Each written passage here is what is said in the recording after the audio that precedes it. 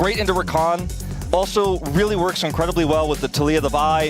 Setup there is so strong. It also becomes really a strong front line in this composition that doesn't have otherwise one here. Dragon take here a little bit aggressive, but they have enough control with this Elise. Yeah, midwave looks to be in control by Roma, and that is going to be that first Hex Tech Dragon. Dragon getting taken for free here, but see what soul we get.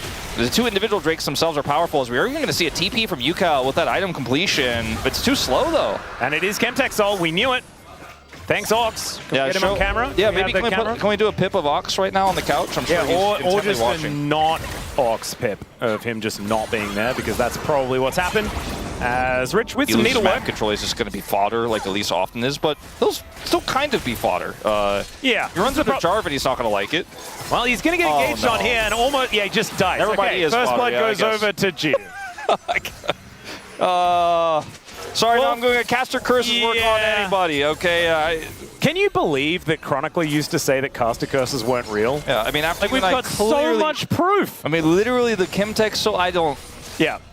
Look, I was like him once. You know, I was like, this is BS. This isn't real. There's no way. But I cast 2 years of LCK, and I was like, you know what? Yeah. I'm a believer. I'm also a born-again cursor. All right, there's a seismic shove onto Willow. Works out quite nicely, but into the backline goes Ucal. They will be able to take down the Jarvan first as Mega Cone to get Roma to the enemy side of things. Flash out from Ucal, and he just zaps him with his little staff to take down his opposite number. A 1-for-1 in the jungle, but the bros are at least on the board. Yeah, it could have gone worse. Yeah. Could have gone better for Romer, but... There's another grand entrance connecting onto Namgung, but man, he's so squishy. It's kind of terrifying. Yeah, he does boom damage. He does a little electrocution. But he does not... His back does come through. I think no matter what, this turret is going down. So let's see what he tries to do in the interim, as he is running over to the Dragon, and they are going to contest. All right. Featherstorm thrown out to avoid getting hit by an Ezreal ultimate. That's kind of insane, as Ucal is going for a Herald ride. Let's see whether he can knock up Gideon. He does do so. Weaver's Wall comes down to split up this fight. As let's see whether DRX can get this one down. Andil's going to be going down. That is going to be the soul point denied. As Ucal trying to take out this fight. Gideon going to be taken out first. Jiwoo gets over the wall, but they go between the worlds, and out goes the Azir via the Death Chamber. It's a 2-for-1 in favor of the bros, but they don't get the Drake. That was very bizarre, the way that DRX decided to play that. It was extremely greedy. Aren't online yet, and they still need to continue to apply pressure on Dragon, which is why that one Dragon secure might have been worth in the end, even though they gave over kills, because now they have some extra time. Oh, Gideon doesn't find the Vault Breaker, but there's the Weaver's Wall. Willow will be able to get away from that. Does have to use the flash, though, in order to avoid it, as now we've got the quickness coming in. They want to take down Gideon, but he flashes away. Grand entrance is fantastic. The knock-up with the Flag and Dragon. DRX's team fighting looking so good. Ucal eats all of the rocks, though, and now Casting makes his way forward, trying to do his best Keen impression, but he gets knocked up by the Grand Entrance. DRX are limping in this fight as the Featherstorm tries to keep Jiwoo alive, and there is the Feather recall. Teddy tries to go ballistic, and he does so. Picks up the double True Shot barrage. Doesn't take down Rich as he manages to be immune, and Teddy just mystic shots the Jarvan instead of dying in the fight. And DRX, I mean, any of these Qs they connect, Teddy could get a pentakill. He decides not to push his luck. And then Teddy gets the honey fruit. This is actually Valdez's worst, the thing that he hates the most about this fight. Then he has the Mega Cone to get back in. And I think the way he plays is incredible, but I have a bone to pick with this Jarvan re-engage here. Don't go back into the queue. Yeah. He's aiming for the Azir as well. You know? Maybe just expected him not to have... I know, that's not going to be... do a lot. His value is going to be high, even if his team is massively far behind. Now his team is ahead. Oh, Grand Entrance coming on forward. There's the repel as Gideon, gets charmed up. The quickness is so good here. As Gideon's taken down, Roman's dead as well. The feather pullback is decent, but Will is going to get taken down. Namgung still alive and is able to take down Jiwoo, and DRX still here.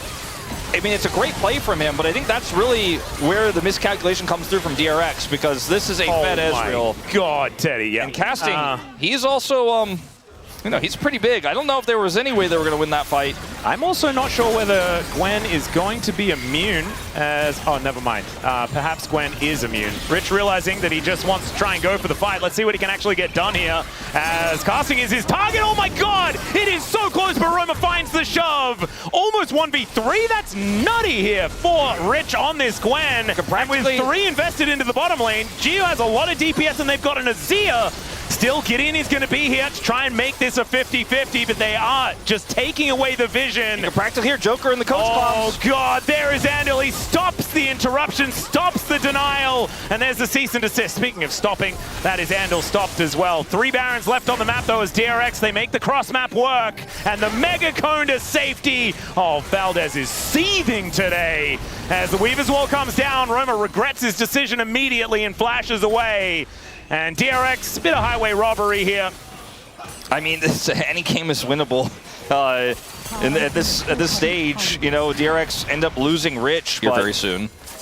And also the Gwen, even though she doesn't win quickly enough to really have side lane pressure, if they want to pinch her, they have to bring 3 people. And as we saw in that last fight, it's not necessarily enough, but that opens up other win cons, other cross maps. And now DRX, I mean, they just could take this Dragon for free with all the pressure of the mid lane, and it looks like Bro are heading to a Baron that don't exist. Yeah, this is the thing. Oh, we can get the Baron. We'll trade. It's not there. That's obviously not what they were saying, but instead it's really tricky. This is kind of how you have to play sides, though, as Bro in this game now. It's a really good lane setup because they know the Azir can't really get access to that top turret yet, but they're going to have to be quick. Is Andil? Namgung is going to go up into the sky, comes back down again, but now Willa going to have to flag and drag. Roma comes on over as GIDEON gets into that back line. Andil looks for the angle, but he doesn't find it. Teddy just takes him out as now Willa flash Cataclysm to get on top, and they do trade the supports. GIDEON goes down as well to his GA, and Willa is able to keep himself alive. Sundisk put in place as well as Willa goes back. I'm not sure about that one as now Rich really wants to kill casting because it's personal between these 2 top laners as the Baron up again in 2 seconds time.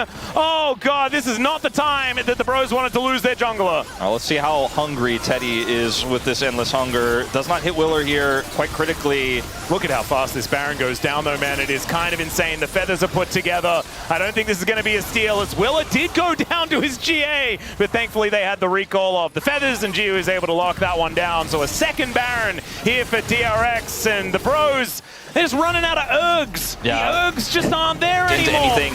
And then Bro just, unfortunately, Teddy can't do enough damage quickly enough in this setup here.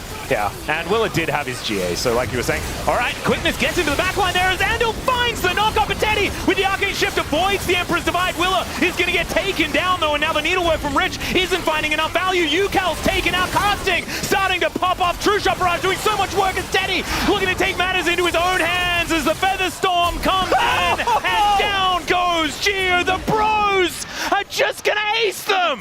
Teddy, man, look at his face too on the player cam. He knows. He's known it all along. He's known this whole game. He's the only one on Bro who hasn't died. And this man has a lot of gold in his pockets. He has a lot of items, and he has the high skill cap, endless hunger. And this man doesn't miss. The fountain laser brings us to 3. Oh my goodness. There is one man on the Rift today that definitely does not need 8 kills in a row to be legendary, but he has them anyway as Teddy 806 onto this Ezreal is going to finish off the Nexus.